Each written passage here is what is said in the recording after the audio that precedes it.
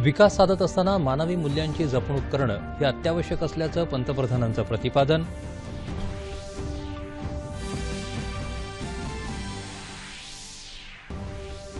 एकोणिसाव्या कारगिल विजय दिवसानिमित्त हुतात्म्यांना अभिवादन करण्यासाठी देशभर विविध कार्यक्रम.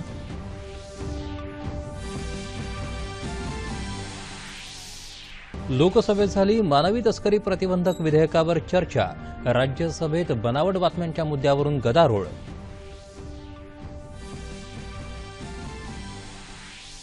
मुंबई आणि राष्ट्रीय शेअर बाजाराच्या निर्देशांकांनी गाठला नवा उच्चांक. भांडवली आणि बँकिंग क्षेत्रातले समभाग तेजीत.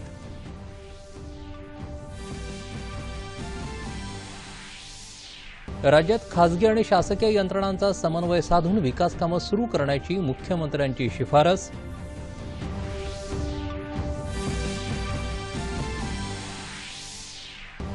मराठा आरक्षणासाठी आजही काही ठिकाणी बंद. या प्रश्नावर तोडगा काढण्यासाठी आज रात्री मुख्यमंत्र्यांच्या निवासस्थानी महत्त्वाची बैठक.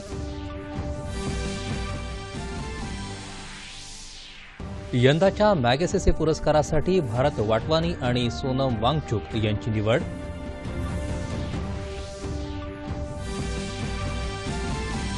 आणि महिला हॉकी विश्वचषक स्पर्धेत भारतावर मात करत आयर्लंडचा बाद फेरीत प्रवेश.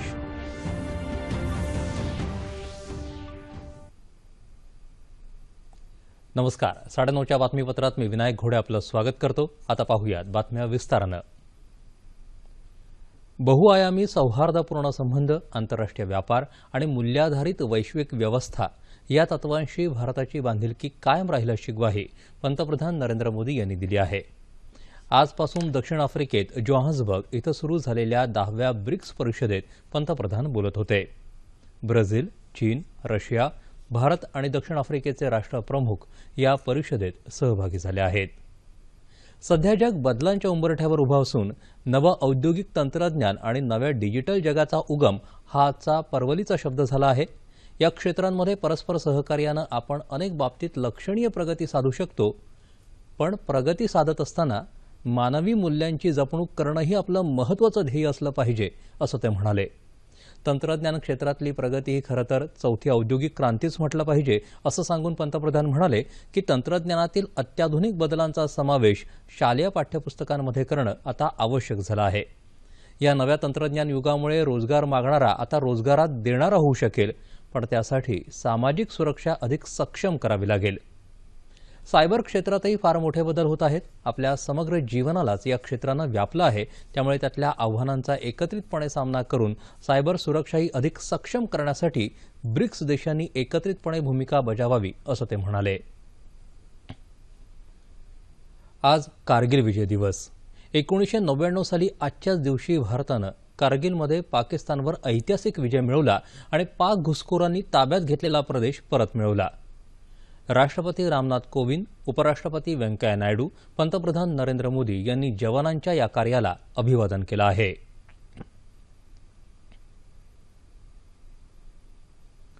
संरक्षण मंत्री निर्मला सीतारामन यांनीही आज नवी दिल्लीतल्या इंडिया गेट इथल्या स्मारकावर शहीद जवानांना श्रद्धांजली वाहिली.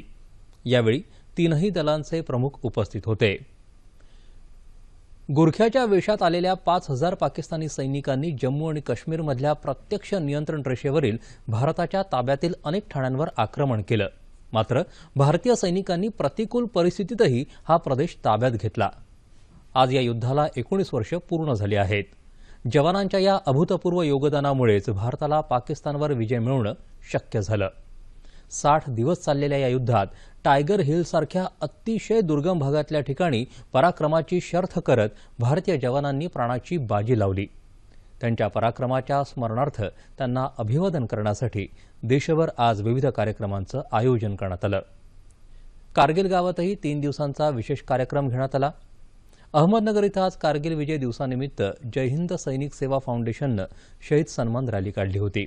या रॅलीत तिरंगा ध्वज घेतलेले युवक, महिला, स्वयंसेवी संस्थांचे प्रतिनिधी आणि विविध क्षेत्रातले नागरिक मोठ्या संख्येनं सहभागी झाले होते. यावेळी शहीद सैनिकांना पुष्पचक्र वाहून श्रद्धांजली अर्पण करण्यात आली. नाशिकमध्येही कारगिल हुतात्म्यांना मानवंदना देऊन कारगिल विजय दिवस साजरा करण्यात आला. सेंट्रल हिंदू मिलिटरी एज्युकेशन सोसायटीच्या भोसला मिलिटरी स्कूलतर्फे हा कार्यक्रम आयोजित करण्यात आला होता.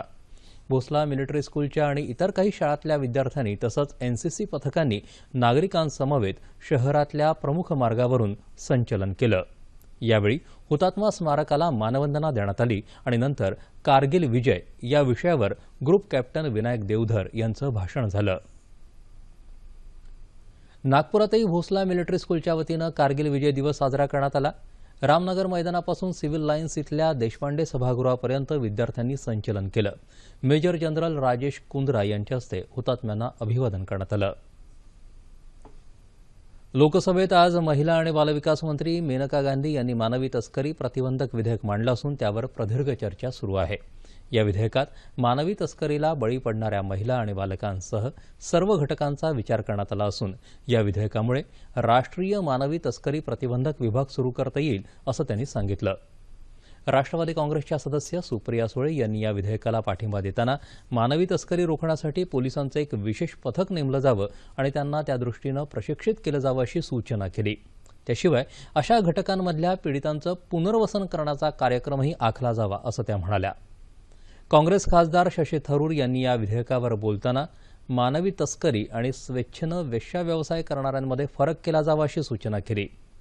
बहुतांश सदस्यांनी या विधेयकाला पाठिंबा दिला आहे। भारतमाला प्रकल्पांतर्गत देशात 6320 किलोमीटर लांबीचे रस्ते बांधण्याला मंजुरी मिळाली असून यासाठी 1,44,000 कोटी रुपये निधी देण्यात आला आहे असं केंद्रीय रस्ते विकास आणि महामार्ग मंत्री नितीन गडकरी यांनी आज लोकसभेत सांगितलं। या योजनेच्या पहिल्या टप्प्यात 34,800 किलोमीटरच्या रस्ते बांधणीसाठी मंजुरी देण्यात आली असून हे काम 2022 पर्यंत पूर्ण होणं अपेक्षित आहे।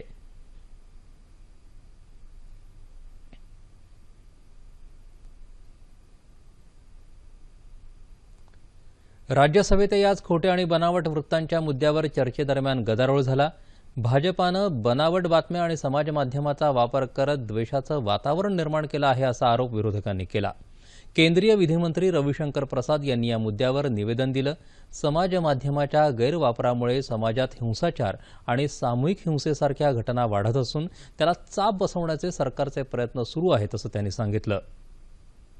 दरम्यान आजच्याच दिवशी म्हणजे 26 जुलै 1902ला देशात आरक्षण द्यायला सुरुवात झाली होती। राजश्री शाहू महाराज यांनी आजच्या दिवसापासून मागासवर्गीयांना त्यांच्या राज्यात आरक्षण दिलं होतं। त्याला आज 116 वर्ष पूर्ण झाली। या ऐतिहासिक घटनेचं स्मरण म्हणून आज संसद भवन परिसरात खासदार छत्रपती संभाजीराजे यांच्या नेतृत्वाखाली सर्व मराठी खासदार एकत्र आले होते। या सर्व खासदारांनी शाहू महाराजांना अभिवादन केलं। जागतिक बाजारातल्या तेजीच्या पार्श्वभूमीवर गुंतवणूकदारांनी जोरदार खरेदी केल्यामुळे मुंबई शेअर बाजार तसंच राष्ट्रीय शेअर बाजाराच्या निफ्टीनं आज नवा उच्चांक गाठला। बाजार बंद होताना मुंबई शेअर बाजाराचा निर्देशांक 126 अंकांनी वाढ नोंदवत 36,984 या विक्रमी टप्प्यावर बंद झाला। राष्ट्रीय शेअर बाजाराच्या निफ्टीतही 35 अंकांची वाढ होऊन तो 11,167 अंकांवर बंद झाला। आज सकाळी बाजार उघडता शेअर बाजाराच्या निर्देशांकानं 156 अंकांची उसळी घेतली आणि 37,000 अंकांच्या विक्रमी टप्प्यावर तो पोहोचला होता। त्यानंतर दुपारच्या सत्रात निर्देशांकात काहीशी घसरण झाली।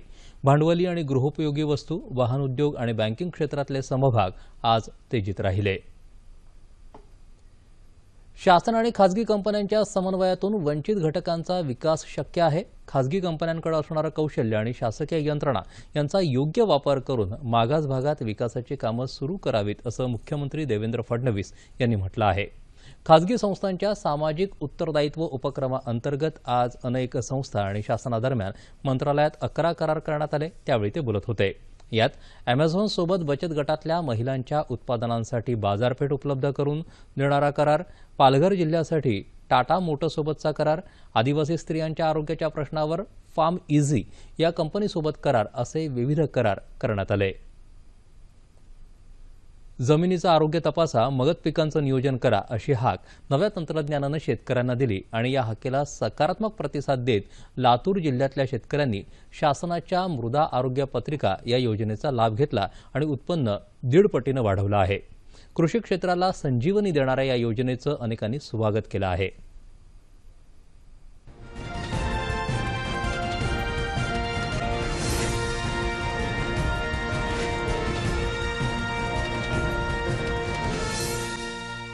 स्वातंत्र्य मिळून 70 वर्ष उलटून गेले। मात्र आज तागायत बळीराजा पाहिजे तितक्या यांत्रिक शेतीकडे वळलेला नव्हता. त्यामुळे वर्षानुवर्ष चुकीच्या पद्धतीनं खत आणि पिकांचं तो नियोजन करत राहिला. परिणामी जमिनीचा आणि नापिकीमुळे उत्पन्नात मोठ्या प्रमाणात घट झाली. पण आता मात्र चित्र पालटलं. बळीराजानं यांत्रिकीकरणाची कास धरत नवतंत्रज्ञान आत्मसात केलं आणि त्याला जोड मिळाली केंद्र सरकारच्या मृदा आरोग्य पत्रिका योजनेची. जमिनीची आरोग्य पत्रिका बनवण्यासाठी शेतकऱ्यांना या योजनेच्या माध्यमातून जिल्हा स्तरावर मृदा सर्वेक्षण आणि मृदा चाचणी प्रयोगशाळेत निशुल्क सुविधा उपलब्ध करून देण्यात आली. त्यामुळं जागृत शेतकरी आता आपल्या शेतातल्या जमिनीचं परीक्षण करून घेतात. परीक्षणामुळं शेतीची रासायनिक आणि भौतिक तपासणी होते. त्यामुळं जमिनीत उपलब्ध अन्नसाठा आणि पिकांच्या वाढीसाठी आवश्यक असलेला अन्नसाठा यांची माहिती शेतकऱ्यांना मिळू लागली आणि त्यानंतरच तो नत्र आणि पिकांचं योग्य नियोजन करू लागला. त्यामुळं आता शेतकऱ्यांना अपेक्षेपेक्षाही चांगलं उत्पन्न मिळत आहे. केंद्र सरकारच्या या योजनेचा फायदा तरुण शेतकरी करताना दिसतो आहे. लातूर जिल्ह्यातल्या हरंगुळ खुर्दचे शरद पवार, मनोहर भुजबळ यांनीही या योजनेचा फायदा घेत आपल्या शेतातलं उत्पन्न 1.5 पटीनं वाढवल्याचं ते सांगतात. प्रधानमंत्री जमीन आरोग्य पत्रिका अंतर्गत 1 वर्षाखाली माझ्या जमिनीची तपासणी झाली. तपासणी अंती ज्यावेळेस मला त्याचं आरोग्य पत्रिका मिळाली त्यावेळेस कळाले की माझ्या जमिनीमध्ये कोणते घटक कमी आहेत आणि कोणते घटक ॲक्च्युली आहेत. आणि नंतर पुन्हा कृषी सहाय्यकाच्या मदतीनं आम्हाला असं समजलं की तुमच्या शेतीमधला कार्बन हा कमी होत चाललेला आहे. त्या आरोग्य पत्रिकेमध्ये तसं नमूद झालेलं होतं. नंतर आरोग्य पत्रिकेमध्ये शिफारसीचा एक कॉलम आहे. मग तो जे माझ्या शेतीमध्ये ऑलरेडी आहे ते मी कमी करून जे नाही तेच फक्त दिलं. त्या दृष्टिकोनातून असं झालं की माझं जो आगाऊ खर्च आहे तो वाचला आणि जमिनीला जे नेमकं नव्हतं ते मिळालं. आणि त्याचं रूपांतर असं झालं की कमी खर्च होऊन सुद्धा माझं 2-3 वर्षाखाली जे उत्पन्न होतं त्याच्यामध्ये कमीत कमी 1.5 पटीने वाढ झालेला आहे. प्रधानमंत्री आरोग्य पत्रिकेविषयी ज्यावेळेस आम्हाला कळालं त्यावेळेस आम्ही हे माती परीक्षण करून घेतलं. माती परीक्षण केलं त्यावेळेस आम्हाला सुरुवातीला कृषी सहाय्यकाकडून कळालं की वा तुमच्या मातीतला कार्बन कमी होत चाललेला आहे आणि जमीन ही नापीक बंजर होण्याच्या मार्गावर आहे. मग ह्याच्यात पर्याय म्हणून त्यांनी सुचवलेले आणि त्यांनी दिलेले जे घटक आहेत शेतीमध्ये तुमच्या कमी आहेत आणि जे जास्त आहेत ते आम्ही घेतलेले नाहीत आणि जे कमी आहेत ते बाजारातून काही विकत आणून काही घरी आमच्या शेणाच्या ह्याच्या प्रमाणातून तयार करून आम्ही वापरले आणि आमच्या जमिनीचा कार्बन सुधारला. आणि उत्पादनामध्ये मला 2 वर्षाखाली एवढं खर्च करूनही उत्पादन अपेक्षेपेक्षा कमी येत होतं. या वर्षी असं झालं की खताचा खर्च माझा साधारण पर हेक्टरी 2 ते 3 हजार रुपये कमी झाला. केंद्र सरकारच्या या महत्वाकांक्षी योजनेमुळे शेतकऱ्यांची आर्थिक प्रगती तर झालीच आहे, शिवाय जमिनी पुन्हा सुपीक होत असल्यानं शेतकरी चांगलाच सुखावला आहे.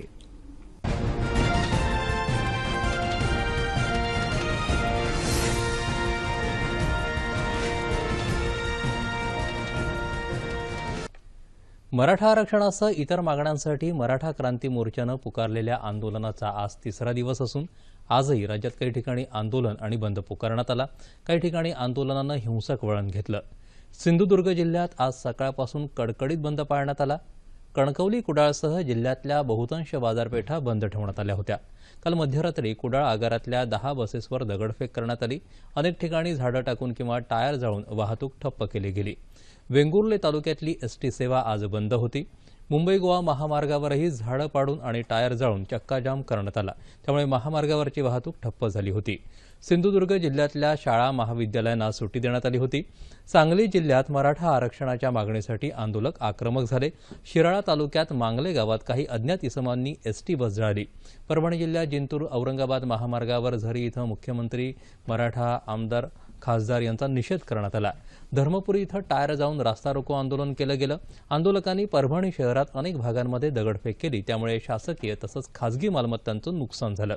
आंदोलक आणि पोलीस अनेक ठिकाणी समोरासमोर आले, यामुळे शहरात तणावपूर्ण स्थिती निर्माण झाली होती. सोलापूर जिल्ह्यात बार्शीतही कडकडीत बंद पाळला जातोय. शहरात सकाळपासून काही गावात मोर्चे, जाळपोळ आणि रास्ता रोको आंदोलन झालं. लातूर कुर्डुवाडी फाट्यावर आज कार्यकर्त्यांनी एसटी बस जाळली. जालना जिल्ह्यात देखील आज चक्काजाम आंदोलन करण्यात आलं. जालना शहरातल्या अंबड चौफिली भागामध्ये आंदोलनकर्त्यांनी घोषणा देत वाहतूक थांबवली. त्यावेळी काही गाड्यांची तोडफोडही करण्यात आली. पोलिसांनी आंदोलनकर्त्यांना आवरत वाहतूक सुरळीत केली. दरम्यान मुख्यमंत्री देवेंद्र फडणवीस यांनी या आंदोलनाच्या पार्श्वभूमीवर आज महत्त्वाची बैठक बोलावली आहे. मुंबई दूरदर्शन केंद्रातल्या कार्यक्रम विभागातल्या अधिकारी आणि कर्मचाऱ्यांनी दीर्घकाळ प्रलंबित असलेल्या पदोन्नतीच्या आपल्या मागणीसाठी आज एक बैठक घेतली. यात आपल्या मागण्यांचा पाठपुरावा करण्याचं सर्वानुमते ठरवण्यात आलं.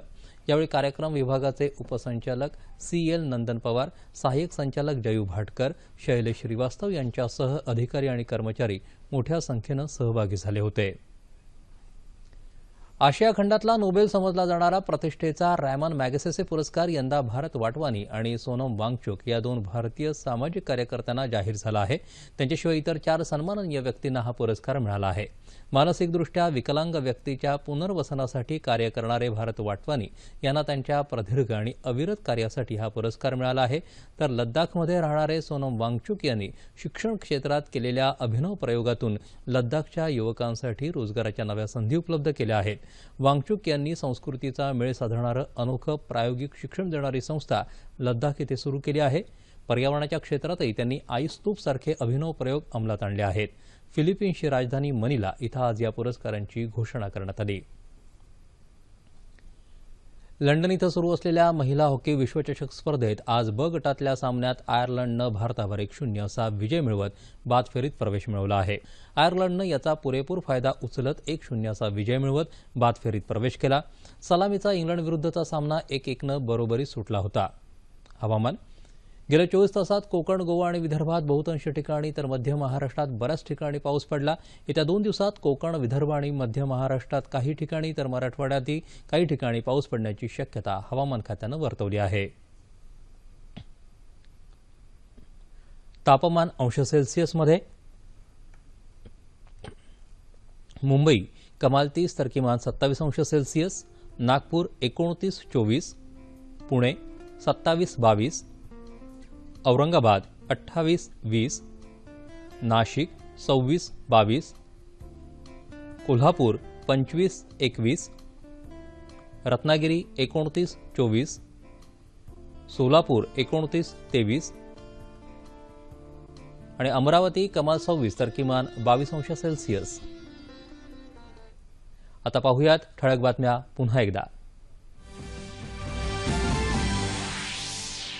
विकास साधत असताना मानवी मूल्यांची जपणूक करणं हे अत्यावश्यक असल्याचं पंतप्रधानांचं प्रतिपादन.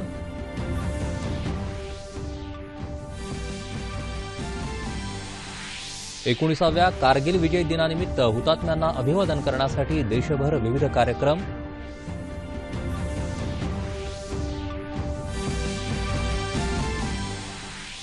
लोकसभेत झाली मानवी तस्करी प्रतिबंधक विधेयकावर चर्चा.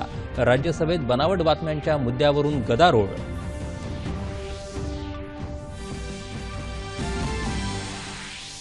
मुंबई आणि राष्ट्रीय शेअर बाजाराच्या निर्देशांकांनी गाठला नवा उच्चांक. भांडवली आणि बँकिंग क्षेत्रातले समभाग तेजीत.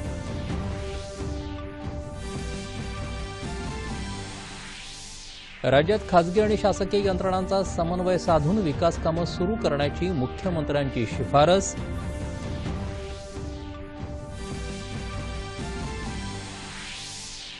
मराठा आरक्षणासाठी आजही काही ठिकाणी बंद. या प्रश्नावर तोडगा काढण्यासाठी आज रात्री मुख्यमंत्र्यांनी बोलावली महत्त्वाची बैठक. यंदाच्या मॅगसेसे पुरस्कारासाठी भारत वाटवानी आणि सोनम वांगचुक यांची निवड.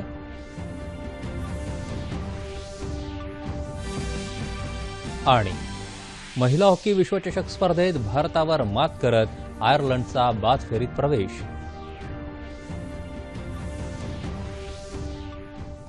याबरोबरच हे बातमीपत्र संपलं. पुन्हा भेटूया उद्या सकाळी 8:30 वाजता आपल्या सह्याद्री वाहिनीवर. नमस्कार.